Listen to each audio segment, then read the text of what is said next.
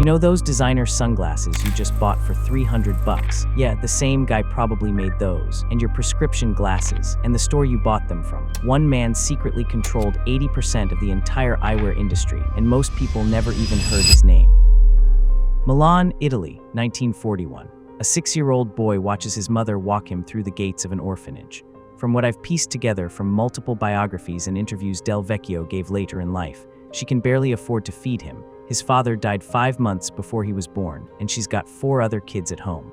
The orphanage is run by nuns, strict, cold, industrial.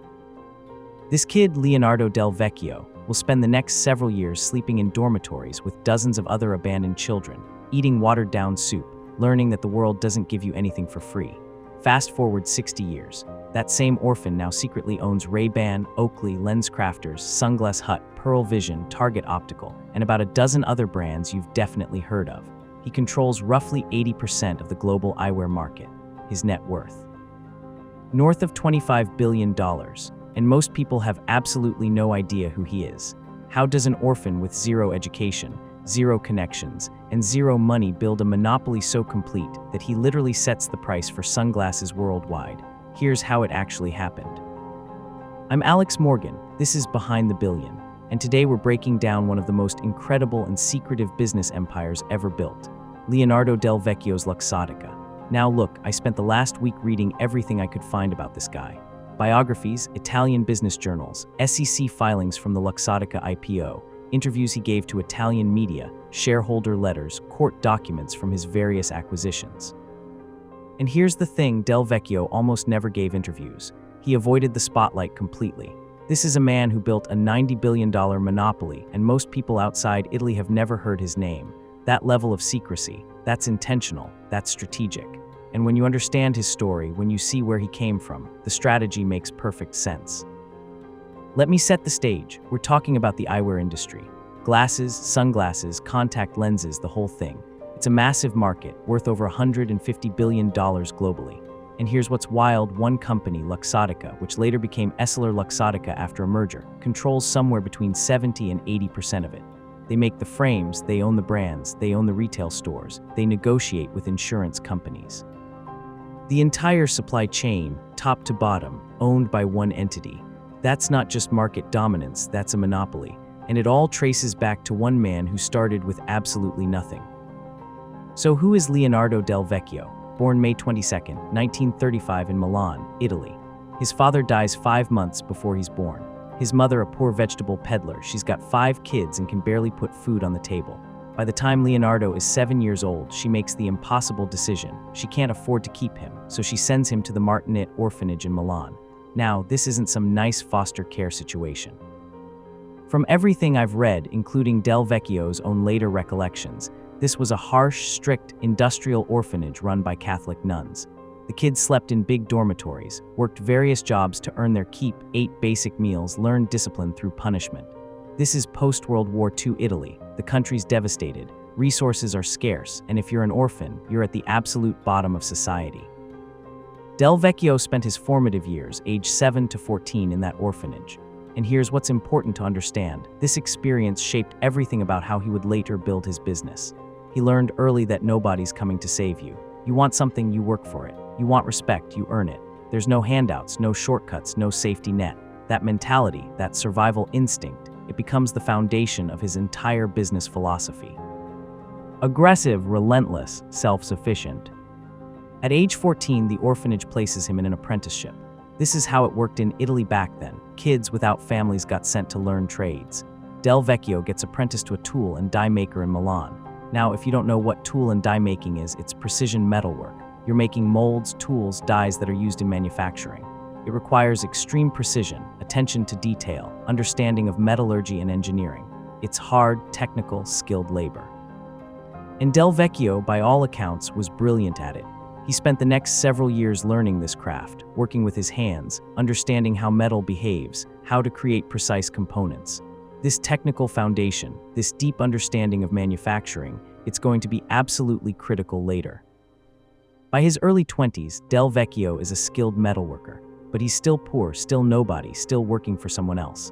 And at some point in the late 1950s, he starts looking around at different industries, trying to figure out where he can apply his skills. and he notices something interesting: eyeglass frames. At that time, most eyeglass frames were made by small artisan workshops, handcrafted, slow production, inconsistent quality, but the demand was growing. More people needed glasses, the market was expanding, and nobody had really industrialized the process. Del Vecchio sees an opportunity. Now here's where the story gets a little murky, and I'll be honest, I don't have perfect documentation for exactly how this decision went down. But from what I've pieced together from various sources, including interviews he gave to Italian publications later, Del Vecchio basically decided that eyewear was the perfect industry for someone with his skills.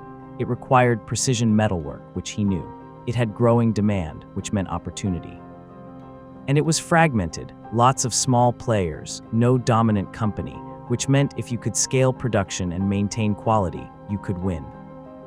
In 1961, at age 26, Leonardo Del Vecchio takes everything he saved, and we're talking a very small amount of money here, maybe a few $1,000s in today's terms, and he moves to Agordo. Now, Agordo is a tiny mountain town in the Dolomites in northern Italy. Population maybe 4,000 people. Why does he move there? Because that's where a small eyewear supply chain already exists, some metalworking, some component suppliers, and most importantly, cheap rent and cheap labor. He rents a small workshop, maybe a few hundred square feet, buys some basic equipment, and starts making eyeglass frame parts. Not even complete frames at first, just components that he sells to other frame makers.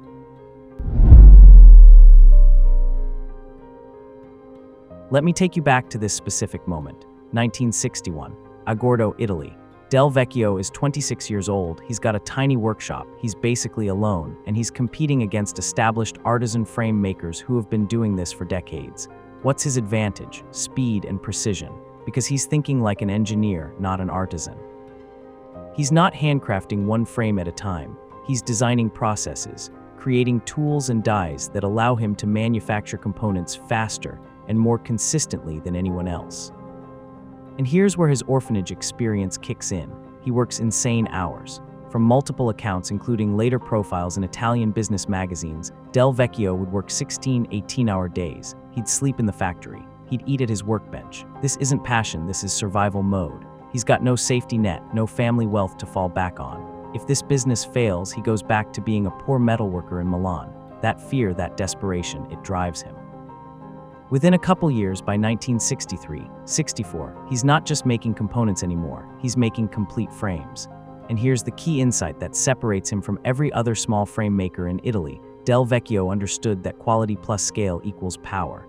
Most artisans thought you had to choose, either handcraft high-quality frames slowly or mass-produce cheap frames quickly. Del Vecchio figured out how to do both. He invested in better equipment, trained his workers to insane standards, created quality control processes that were unheard of for a small manufacturer. And because of this, his frames started getting a reputation. Good quality, reliable delivery, fair prices.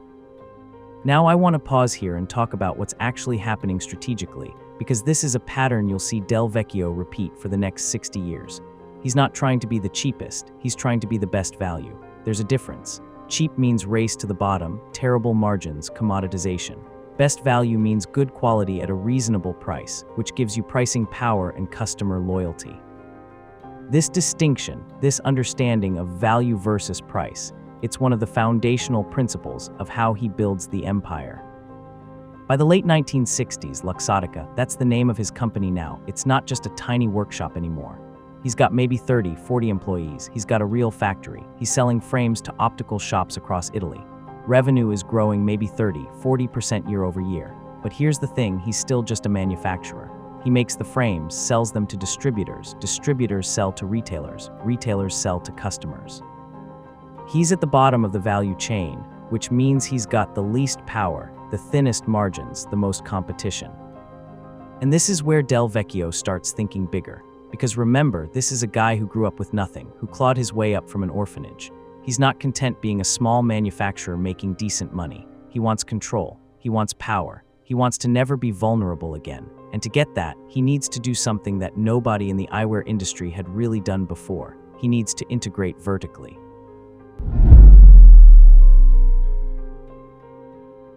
Okay, so what does vertical integration actually mean? Let me break this down because it's central to understanding how Del Vecchio built this monopoly. In most industries, you've got different companies handling different parts of the supply chain. In eyewear, you traditionally have component suppliers making raw materials, frame manufacturers making the frames, distributors moving product around, retail stores selling to customers, and brands doing marketing and design. Each of these is usually a separate company, and they all take their cut of the profit. Del Vecchio's insight, and I'm interpreting here based on his later business moves, is that if you own multiple parts of that chain, you control more of the profit, you reduce risk, and you gain pricing power. So in the early 1970s, he starts making moves. First move, he starts acquiring his suppliers, the companies that make the raw materials, the metal, the plastic, the hinges. He buys them or builds his own. Now he controls costs at the source. Second move, he starts building design capabilities in-house. Instead of just manufacturing frames other people designed, Luxottica starts designing its own frames. This gives him intellectual property, brand potential, differentiation. But here's where it gets really interesting. Around 1974-75, Del Vecchio makes a decision that everyone in the Italian eyewear industry thought was insane. He decides to skip the distributors entirely and sell directly to retailers. Now, this is my interpretation of the strategy based on later interviews he gave, but it seems like his thinking was, why give distributors a cut when he could build relationships with retailers himself? So Luxottica creates its own distribution network, hires its own sales force, starts going directly to optical shops and chains.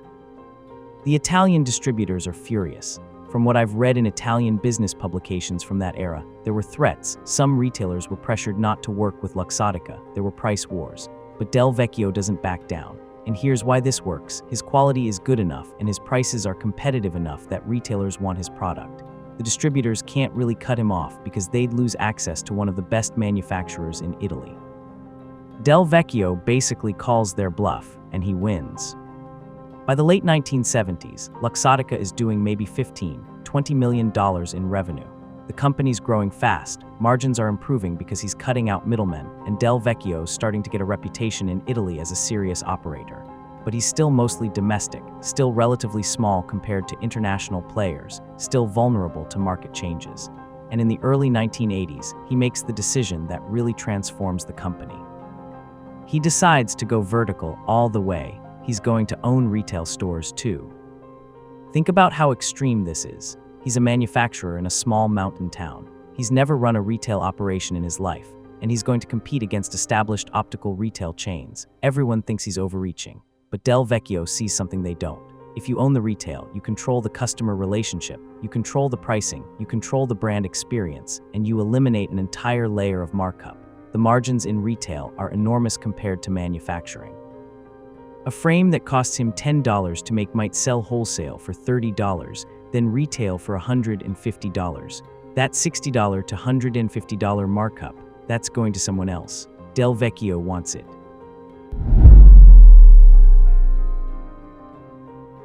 "1988, this is the year everything accelerates. Del Vecchio makes a move that, when I first read about it, I had to double-check the sources because it seemed so aggressive.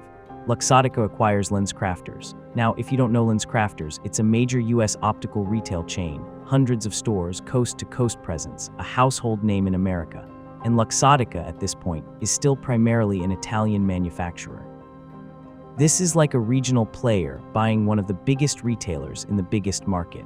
The acquisition price was reported at around $250 million, which for Luxottica at that time was massive. Now here's where I need to be transparent about uncertainty. I don't have access to Del Vecchio's private thoughts or the internal board discussions about this decision, but based on public statements he made in later years and analysis from business publications, it seems like his logic was something like this. The US market is enormous. It's 10 times the size of Italy. If he can get distribution in America through LensCrafters, he can sell way more frames. But more importantly, owning LensCrafters means he controls what frames they stock, how they're priced, how they're marketed. He can favor Luxottica brands, he can push higher margin products, he can experiment with pricing. It's not just about selling more frames, it's about controlling the entire customer experience from manufacturing to point of sale. The integration is apparently rough at first. From reporting I found in business journals from the early 90s, there were culture clashes, American executives who didn't understand Italian manufacturing, Italian managers who didn't understand American retail. But Del Vecchio, and this is documented in multiple sources, he's relentless about alignment. He starts rotating executives between manufacturing and retail, forces them to understand both sides. He standardizes processes, creates shared metrics, aligns incentives. Within a few years, LensCrafters is not just profitable, it's a growth engine for the entire company. And here's where the flywheel starts spinning. LensCrafters needs frames to sell. Luxottica makes frames, so LensCrafters stocks Luxottica brands. But LensCrafters also has customer data, sales data, trend data. What styles are selling, what price points work, what demographics buy what. Del Vecchio feeds this data back to the design and manufacturing teams in Italy. Now Luxottica can design frames based on real market demand instead of guessing. They make better products, products sell better. LensCrafters makes more money, they open more stores, they need more frames, Luxottica makes more frames. It's a reinforcing cycle, and every turn of the wheel makes Del Vecchio more powerful. But he's not done with retail acquisitions, not even close. Throughout the 1990s, Luxottica goes on a buying spree. They acquire Sunglass Hut International in 2001, that's the mall kiosk brand, massive US presence. They acquire Pearl Vision, another optical retail chain. They acquire Sears Optical, the optical departments inside Sears stores. They acquire OPSM Group, a major retailer in Australia and New Zealand. They acquire chains in China, in South America, in Europe. And every single acquisition follows the same playbook. Take over the retail, integrate it with manufacturing, use the customer data to improve products, push Luxottica brands through the stores. Now you might be asking, how is this legal? How does one company get to own both the manufacturing and the retail without someone screaming antitrust? And look, there were concerns, there were investigations. The Federal Trade Commission in the US looked at some of these acquisitions. But here's the thing, Del Vecchio was smart about how he structured it. Luxottica still sold to independent retailers. They didn't exclusively sell through their own stores. The owned retail was maybe 40–50% of their distribution at peak. And they argued credibly that there were other frame manufacturers, other retail chains, competition still existed. It wasn't a pure monopoly on paper, even though in practice, their market share was dominant, so regulators let it slide mostly.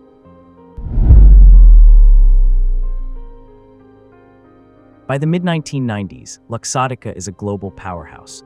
They're doing billions in revenue, they've got manufacturing facilities in Italy, China, and the US. They own retail chains across multiple continents, and Del Vecchio is one of the richest men in Italy. But here's what nobody outside the industry fully understands yet. They still don't own the brands. What I mean is, Luxottica makes great frames, they've got efficient manufacturing, they own the retail. But the brands that people actually want, Ray-Ban, Oakley, Prada, Chanel, those are owned by other companies.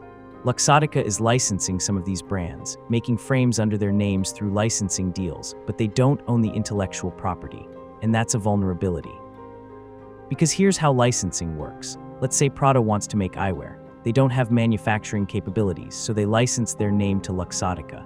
Luxottica designs and makes Prada-branded frames, sells them, and pays Prada a royalty, usually somewhere between 8 and 15% of revenue.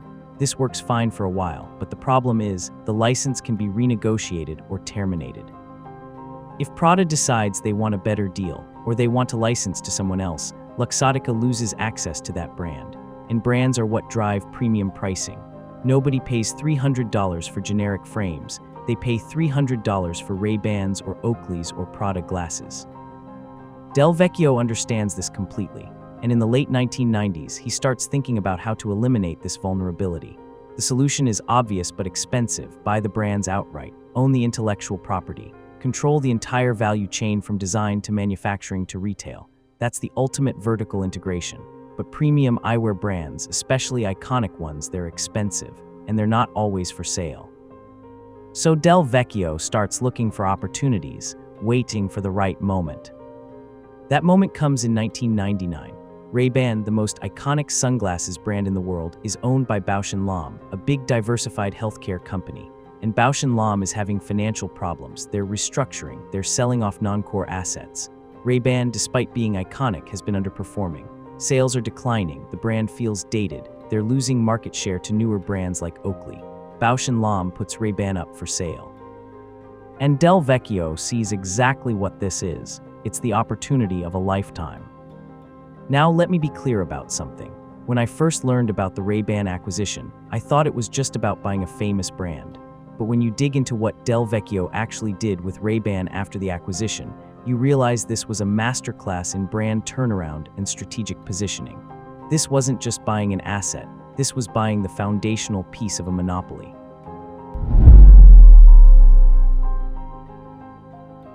June of 1999, Luxottica announces they're acquiring Ray-Ban from Bausch & Lomb for $640 million. Now, at the time, this seemed like a lot of money for a struggling brand. Industry analysts were skeptical, some called it overpriced. But Del Vecchio apparently saw something they didn't, and I'm speculating here based on later outcomes. But I think his thesis was that Ray-Ban's brand equity was still enormous. It just needed better distribution, better marketing, and better product. And he was uniquely positioned to provide all three. Better distribution. Luxottica owned LensCrafters, Sunglass Hut, and a dozen other retail chains. They could put Ray-Bans in thousands of stores overnight. Better marketing. Luxottica had deep pockets in manufacturing efficiency. They could invest in advertising without killing margins. Better product. Luxottica had world-class design and manufacturing. They could create new Ray-Ban styles that actually appealed to younger demographics. So here's what Luxottica does immediately after the acquisition. First, they flood their retail stores with Ray-Ban inventory. If you walked into a Sunglass Hut in 2000 or 2001, you saw Ray-Bans everywhere, prime shelf space, prominent displays, trained sales staff pushing them. Second, they launched new styles. The Wayfarer, which had been a classic design from the 50s and 60s, they brought it back, modernized it slightly, marketed it to millennials. The Aviator, same thing, kept the classic look but updated materials and quality. Third, they invested heavily in celebrity placement and product placement. You start seeing Ray-Bans in movies, on musicians, on athletes everywhere. This wasn't accidental, this was coordinated marketing. And it worked. Ray-Ban sales exploded. From what I've read in Luxottica's annual reports from that period, Ray-Ban went from declining revenue pre-acquisition to growing 20–30% year-over-year post-acquisition. Within 5 years, the brand was doing over $1 billion in annual sales. Del Vecchio turned a $640 million bet into one of the most profitable brands in fashion. And because Luxottica owned the manufacturing, the retail, and now the brand, they kept almost all the profit. The margins were insane, reportedly north of 60% on some Ray-Ban models. But here's the really strategic part, and this is where you see Del Vecchio's long-term thinking. Owning Ray-Ban didn't just give Luxottica a profitable brand, it gave them leverage over every other premium brand in the industry. Think about it from the perspective of a brand like Prada or Chanel or Versace. They need someone to manufacture their eyewear, and the best manufacturer in the world is Luxottica. They need distribution, and Luxottica owns the biggest retail chains. But now Luxottica also owns Ray-Ban, which competes directly with their sunglasses. So if Prada tries to negotiate a tough licensing deal, Luxottica can just say fine, we'll give more shelf space to Ray-Ban instead. Luxottica has all the leverage. And this is exactly what happened throughout the 2000s. Luxottica signed licensing deals with almost every major fashion brand you can think of. Prada, Chanel, Versace, Burberry, Dolce & Gabbana, Armani, Tiffany, Coach, the list goes on. And from reporting in fashion industry publications, these were very favorable deals for Luxottica, lower royalty rates, longer terms, more control over design. Because what were the brands going to do? Go to a different manufacturer. There wasn't anyone else with Luxottica's scale and quality. Sell through independent retailers. Luxottica owned the biggest retail chains. The brands needed Luxottica more than Luxottica needed any individual brand. Now there was one brand that refused to play ball. One major eyewear company that looked at Luxottica's dominance and said, no, we're staying independent. We're not licensing to you. We're not selling to you. That brand was Oakley.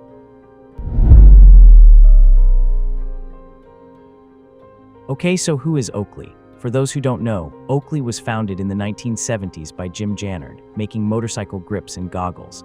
By the 2000s, they'd become a major player in sports sunglasses, especially among athletes, military, and outdoors enthusiasts. Oakley glasses were high-tech, high-performance, and expensive. They competed directly with Ray-Ban in the premium sunglasses market. And unlike most brands, Oakley owned their own manufacturing and had their own retail stores. They were vertically integrated, just like Luxottica, which meant they were a direct competitor. Del Vecchio wanted to buy Oakley for years, from what I've read in various business publications. But Leonardo, Oakley's founder, refused to sell. He didn't trust Luxottica, thought they were too powerful, wanted to stay independent. So Luxottica did something that, when I first read about it, honestly shocked me with how aggressive it was. They used their retail dominance as a weapon. In 2004, Luxottica dropped Oakley from Sunglass Hut, just stopped carrying them. Now, Sunglass Hut was the biggest sunglass retailer in the world, thousands of mall locations, massive foot traffic. Losing that distribution was devastating for Oakley. Their sales tanked, stock price crashed. Leonardo tried to fight back, opened more Oakley-branded retail stores, sued Luxottica for anti-competitive practices, made public statements about Luxottica's monopoly, but it didn't matter. Without Sunglass Hut distribution, Oakley couldn't reach casual consumers, only die-hard fans who specifically sought out Oakley stores. By 2007, Oakley was struggling. Revenue was down, the stock had lost half its value, investors were furious. And that's when Del Vecchio made his move. Luxottica offered to acquire Oakley for $2.1 billion. Now, Leonardo and the Oakley board initially rejected the offer, said it undervalued the company. But Luxottica went hostile, made the offer directly to shareholders, and the shareholders, who'd watched their investment crater over 3 years, they accepted. In November of 2007, the acquisition closed. Oakley was now part of Luxottica. Now, I can't verify every detail of this timeline because a lot of it involves private negotiations, but the general pattern is documented in SEC filings and business press from that era. And what happened after the acquisition? Oakley immediately went back into Sunglass Hut stores, sales rebounded, and Luxottica integrated Oakley's technology and brand into their portfolio. They now own the 2 biggest premium sunglass brands in the world, Ray-Ban and Oakley, plus hundreds of retail stores, plus manufacturing, plus licensing deals with every major fashion brand. The monopoly was complete. And here's where I need to talk about the economics of this, because it's kind of insane. A pair of Ray-Ban Wayfarers, the classic style, costs Luxottica maybe $15 to $20 to manufacture. That includes materials, labor, and overhead. They wholesale them to their own retail stores for maybe $60 to $70. That's the internal transfer price. The retail stores then sell them to you for $150 to $200. So on a pair of Ray-Bans, Luxottica is making profit at the manufacturing level, profit at the wholesale level, and profit at the retail level. All the margin that would normally be split between multiple companies, Luxottica keeps. And because they own the brand, they control the pricing. There's no one to negotiate with. They just set the price at whatever maximizes profit. And you might think, well, if the margins are that good, why don't competitors enter the market? And the answer is they try, but Luxottica's moat is enormous. If you're a new frame manufacturer, you need retail distribution, but Luxottica owns the biggest retail chains, and they're not going to stock your product if it competes with their brands. If you try to build your own retail, you're competing with LensCrafters and Sunglass Hut, which have better locations, better inventory, better prices because of their scale. If you try to build a brand, you're competing with Ray-Ban and Oakley, which have 100 years of combined brand equity. The barriers to entry are almost insurmountable.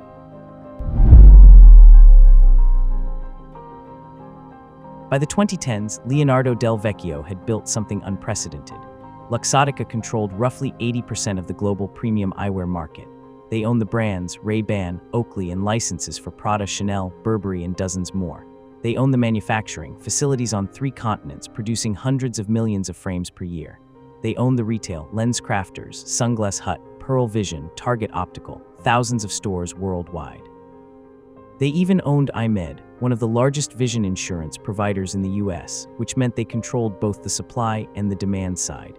If you had vision insurance through Eyewear, you were probably buying glasses from a Luxottica retail store, made by Luxottica, using a Luxottica-owned or licensed brand. The entire transaction, top to bottom, Luxottica got a cut. And yet most consumers had no idea. If you asked the average person in 2015 who owns Ray-Ban, they probably guessed Ray-Ban was its own independent company. If you asked who owns LensCrafters, they might have no clue. The name Luxottica meant nothing outside the eyewear industry. And Del Vecchio, who by this point was one of the 20 richest people in the world, worth over $25 billion, he almost never appeared in public.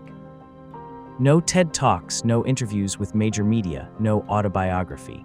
He stayed in Italy, ran the company from Milan, avoided the spotlight completely. Now, why the secrecy? I'm speculating here, but based on how he ran the business, my interpretation is that Del Vecchio understood that monopolies attract attention, and attention attracts regulators. If consumers knew that one company owned 80% of the eyewear market, there'd be outrage, calls for antitrust action, political pressure. By staying fragmented in appearance, by keeping the brands separate, by making it look like there was competition when there really wasn't, Luxottica could operate without scrutiny. And it mostly worked. There were some investigations, some lawsuits, some critical articles in business publications. But Luxottica never got broken up, never faced serious antitrust consequences. They paid some fines here and there, settled some cases, but nothing that fundamentally threatened the business model. In 2018, Luxottica merged with Essilor, a French lens manufacturer, to form Essilor Luxottica. This was a big deal because Essilor dominated the lens market the same way Luxottica dominated the frames market.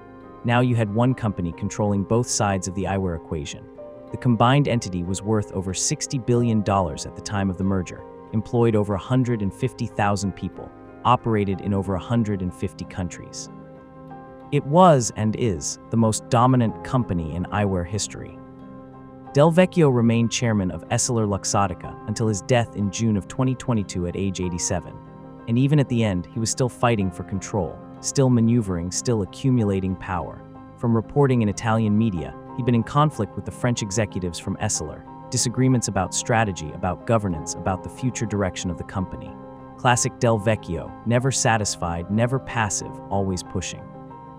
Now here's the question I keep coming back to. Is what Del Vecchio built good or bad? On one hand, you could argue it's brilliant business strategy, textbook vertical integration, ruthless execution, incredible value creation for shareholders. On the other hand, you could argue it's a harmful monopoly that inflates prices, stifles innovation, and screws consumers. And honestly, I think both are true. There's no question that Luxottica's market dominance leads to higher prices. When one company controls 80% of the market, they can set prices wherever they want, and they do.